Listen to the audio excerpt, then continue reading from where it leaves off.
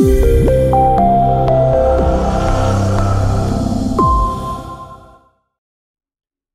guys, this is Grandmaster Eugene Perelshteyn for iChess.net, and today we're gonna look at incredible game by Vishy Anand against Caruana from Tata Steel.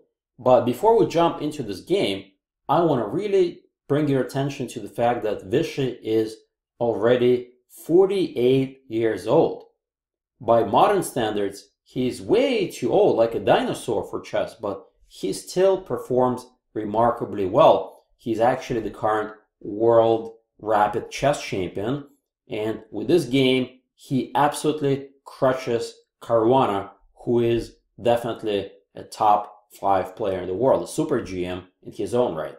So let's jump and take a look at this game. So after e4, e5, knight f3, knight f6, Caruana plays the kind of drawish, you can say, Petrov or the Russian defense. But I think white really shows that even though black's playing sort of a little bit passively, both sides can still get a sharp game going. So knight takes d6, knight at the back. This is all theory, d4, d5.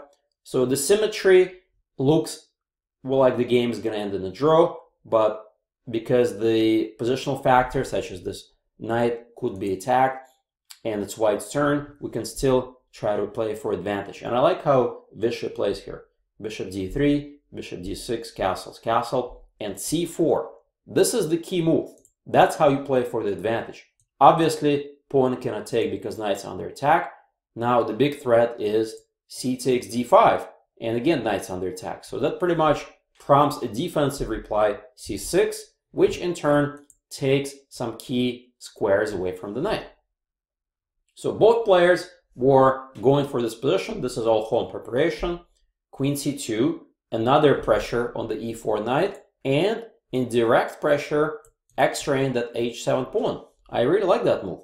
Of course, this is all theory. Knight goes to a6. We don't want to blunder this fork, after which we're going to lose the pride of our possession, the bishop on d3. So a3 is more or less forced. Bishop g4. And Caruana is a very well-prepared player. He's actually going to play a novelty in this game and surprise Vishy himself. So knight e5, bishop f5. And now after the move b4, Caruana plays a new idea, a new concept, the move knight c7. In the past, people played this move f6 with the idea to hit the knight and then transfer the bishop to the king side. There are lots of games. I don't want to go bog you with details, but I should say that position remains quite interesting. Both sides still have their trumps. I really like this move knight c7 for 2 reasons. The trap that Caruana sets in the game is really instructive. f3, and now this unbelievable move, bishop to g6. Wow, somebody just attacked your knight and you're simply going to drop the bishop back? This is absolutely phenomenal idea by Caruana, or his second, who is a very strong grandmaster, Kazimzhanov. I should also mention that Kazimzhanov, before being Caruana's second, he used to be Anand's second. So this is a very strong player in his own right. So let's see what's going on here. The first question is, what happens if we take the knight? So let's take a look at this move. Pawn takes e4, bishop takes e5, pawn takes, and now black can prepare a double attack with pawn takes, and can you guys spot it? There's a really powerful double attack coming up. I'll give you a little hint. Look at the king, look at the rook. Yeah, that's the move. Queen d4. If you saw that move in advance, good job. You're a strong tactician. So now we have a lot of things under attack. It's check, the rook's in danger, and so is the bishop. Honestly, this is not looking good for white. So let's see what happened next. If king h1, the queen takes rook, and bishop to b2 is not even going to trap the queen because we can take on e4. And this position is definitely very unpleasant. So, let's go back to the game. I jumped a little bit ahead of us. So this position, after the move knight c7, f3, bishop g6, taking the knight is definitely not good. So what else to do? Well, you may wonder, what if we take the bishop first? That's a very legitimate question, and I'm sure Vishy was thinking about that as well. Now f takes g is exclam. We really activated this f8 rook. That was the Caruana's big idea. And after pawn takes, rook takes, bishop takes, once again, the queen opens up the attack on the pawn. And here, after queen takes, king f1, I believe is the best try. And here is a very interesting position. You may wonder that, oh, I can simply just take the rook and be winning. But things are not so simple, because now white can actually try to trap the queen with bishop b2, queen a2, and now immediately knight c3 doesn't work because the c pawn's hanging with check. But this quiet move bishop d3 does the job. I don't see a way for you to save the queen that easily. The best defense is knight here, knight c3, knight d4, and now after the massive trades, we have the knight and the bishop against the rook, and this is a recurrent theme in this game. The two minor pieces against the rook usually prove superior. And so here is white is much better. So why didn't Anand go for this position? Well, for once, he probably was afraid of Caruana's opening preparation. And second, black doesn't have to take the rook. Black can insert this check, and worst case scenario, he can just take the draw. So I think this is the reason why white should not take the bishop. But what Vishy did, I think, is the best move in the position. Whether he knew about it or was over the board inspiration, I'm not exactly sure. But c5 is the simplest move and the best move. Why is it the simplest move? Well, you don't have to deal with all the tactics. Why is it the best move? Because the bishop's still under attack, and so is the knight. It forces black's hand. So Caruana has to take, pawn takes. Now we already have the advantage of the two bishops. The knight's under attack. Knight has to retreat, which gives white a vital tempo. Bishop b2, finishing the development. The next piece that needs to be developed is the knight, which could go to d2, b3, d4, for instance. And once the f-pawn gets going, white could claim the advantage. So I think Caruana was probably already under pressure here. His opening preparation, even though it was superb, did not quite work enough to surprise the experienced tiger, who still has sharp teeth at this age. And what to do here for black? Caruana decides to play d4, which is a logical move to try to get quick counterplay for the knight. But honestly, I just don't feel this is the best move in the position. Instead, I think the best try is to simply trade the bishops and get counterplay as quickly as possible to a5, f4, knight e4. And now, even though white's got these menacing pawns, the knight does a good job on e4. This is a threat on some lines. This knight can go to b5 or e6. I think black should hold equality relatively easily here. Still a lot of fight left. So going back. So Caruana plays d4 and Anand simply plays f4, knight d5. This was probably Caruana's big idea, to go for the fork. But white's not afraid. Remember, guys, in the opening and in the middle game, two minor pieces are better than the rook. This kind of rule of thumb you have to know. In the endgame, sometimes it's not. Sometimes it's even.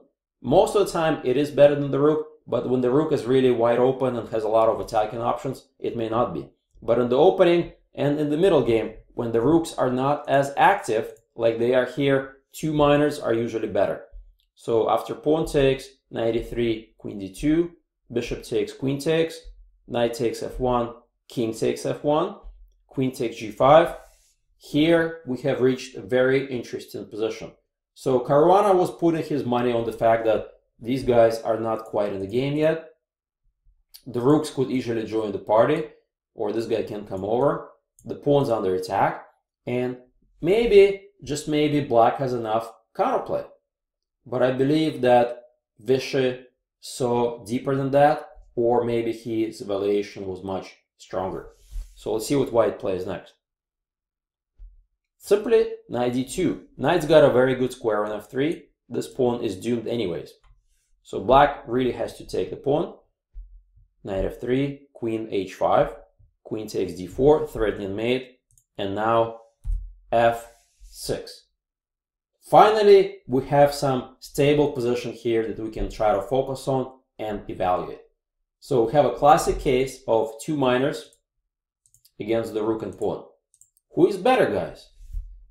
Well, remember what I told you earlier. This is still a middle game. The rooks are not quite in the game yet. Yes, if you allow the rooks to come into e8 and d8 and start penetrating to d2 or e2 or even d1 and e1, then that could be some problems. But with accurate play, Vishy manages to not only stop the rooks from penetrating, but he can actually organize his forces to go for the enemy king. And this is kind of the theme of this game, that Anand starts a very nice attack.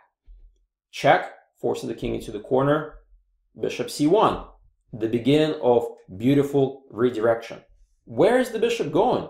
The bishop was on the beautiful diagonal, but the bishop didn't have any job here to do because of these monster pawns. Can you guys figure out the positional redirection of the bishop? Which square is the bishop heading to? So if you need more time, go ahead and pause the video and really try to figure out where is that bishop heading to. And the answer is d6 outpost. That's right. If the bishop can safely get to f4 and d6, the control of the d file and a lot of the squares will be really beneficial to white. So rook e8, here it comes.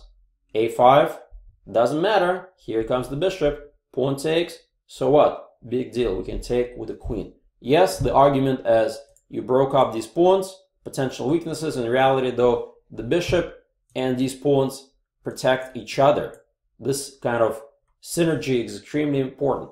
The pawn on a3 is well protected anyways, and the key is both of these rooks are not quite dangerous at the moment. Even though they have, this one has the open file and this one has the half open file, together they're not doing enough damage for white to be worried about it. So queen d5, centralization, logical idea. Queen takes pawn. Now, honestly, I don't really see how you can protect the pawn. If you play rook a7, that just looks too weird and too awkward and too passive. Worst case scenario, I can just play queen b6 and hit the rook. So I definitely don't like the passive defense. So Caruana tries to be active. He sacks the pawn, and now he simply plays h6. He realizes that you cannot attack when you have weak back rank. So I always tell my student and all beginners, be aware of the back rank check or checkmate. If the rook ever leaves e8 and this rook gets active, guess what? This is going to be simply almost checkmate. Luckily, you have the queen there to block, but if the queen ever leaves to go for the attack, then it is truly back rank mate. So h6 is a move made for the future. It's a prophylactic idea, stopping any back rank problems. Simply king g1. White says, I'm also going to get out from many checks. If needed, I can even put the king on h3 and king h2. Here comes rook a4, h3. Anand is well prepared. So you see how grandmasters, they think of a threat, well advanced, and then they protect against it. Rook c4. So what's the idea behind rook c4, guys? Well, the idea is quite simple. Caruana is really trying to double the rooks on the second rank. If that happens, the pawn on g2 is going to fall and the checkmate is imminent. We really need to stop it. So Anand plays a very good move, queen b2, controlling the c2 square, controlling the e2 square, controlling the second rank. e1's under protection, c1's under protection. Every square is well protected. Queen d3, and now again, remaining with the same threats, either rook c2 or rook e2. We need to stop these threats. Why don't you guys try to find the defensive idea that turned out to be very powerful in this game? So if you need more time, go ahead and pause the video. And the defensive idea here is the move rook a2 exclamation. A very unusual move, very powerful idea. Guess what? The back rank is actually nothing to worry about. This square is protected, this square is protected. Worst case scenario, we can just escape on h2. But the second rank needs a lot of protection from the rooks. And that's why building up this battery is crucial to white's success. Black's counterplay is completely stopped. And white's extra pawn on the queen side is going to be the deciding factor. Keep in mind, black gave up the b7 pawn to try to get active, but in reality, he also gave white a free passer. If black does nothing, I'm going to play a4, a5, a6, a7, a8 queen, forcing you to resign. So Caruana tries to do something. Queen check, rook c1, trying to go for checkmate. Honestly, the king has enough escape squares. This g3 square is good enough. And simply, Anand says, I'm not afraid. I will just simply push the pawn. Okay, f5, still trying to go for checkmate. No threats. Queen b7. Active queen is very important. Now we're going to put pressure here, put pressure there. By the way, there's not a single danger. g1 is controlled by the knight. h1, we just run away. So the knight does a really remarkable job defending. The bishop does a good job, pretty good job as well, protecting f4 square. So here comes the sacrifice. And are you going to take the pawn? Why not? Free pawn, Anand simply takes it. So rook takes c5. All right, that's not such a dangerous position for white anymore. The king is pretty safe. We got a nice passed pawn. And on top of it, queen, bishop, and knight could prove extremely dangerous attacking force. So keep in mind on this position. Rook d2, activating the rook. Queen takes pawn. Bishop's under attack. Did white just blunder? Keep looking forward. Don't just look at the pawns. Look at the enemy king. So let's see what happens next.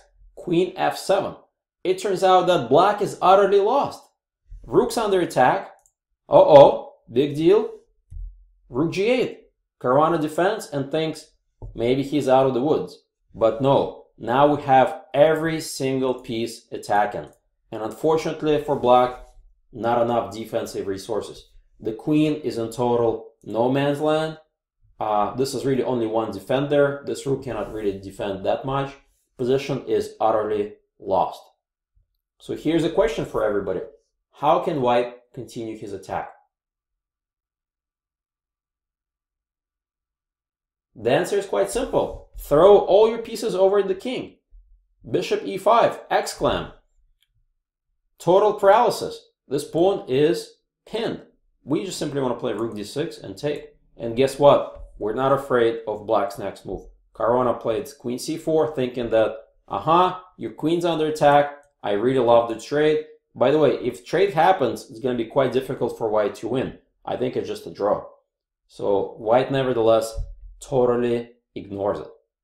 Can you find the winning move, guys? I will tell you that when Anand played this move, Magnus Carlsen, the world champion, tweeted, what a remarkable move. He really liked the shot. Rook d6, double exclam. You already knew that's coming because rook takes h6 is mate. So if you take the queen, that's how the game is over. Wow, what a spectacular win. Anand absolutely destroys Caruana in Tata steel and shows to everyone that an older tiger still has very sharp teeth. So let's get back to this position for a second and ask ourselves a question. Is there any other way black can defend against mate? Well, black can play this move queen c1. And Caruana definitely wanted to play it, but he probably already realized that he's busted anyways, because here white has a spectacular deflection shot, deflecting the defender, this rook on g8 to different square, or decoy, however you want to call this. Now, what's the move? That's right, rook d8, immediate resignation. After rook takes rook, checkmate promptly is delivered. So actually, Caruana resigned just in time. He was utterly lost. Wow, what a great game. Once again, all I can say is I am impressed that at the age of 48, Anand destroyed one of the top level super GM in the world. And another funny fact that you might not have known, that in 1993, the year that Caruana was born, Anand was already number 4 in the world at the rating of 2700. Wow, this is simply unbelievable. The guy's been around for so long and he still performs at the highest level. He's still top 10 in the world and an absolutely astonishing chess player. All we can do is take our hats and admire to his great play. Thank you very much. This was Grandmaster Eugene Perelshteyn. Goodbye.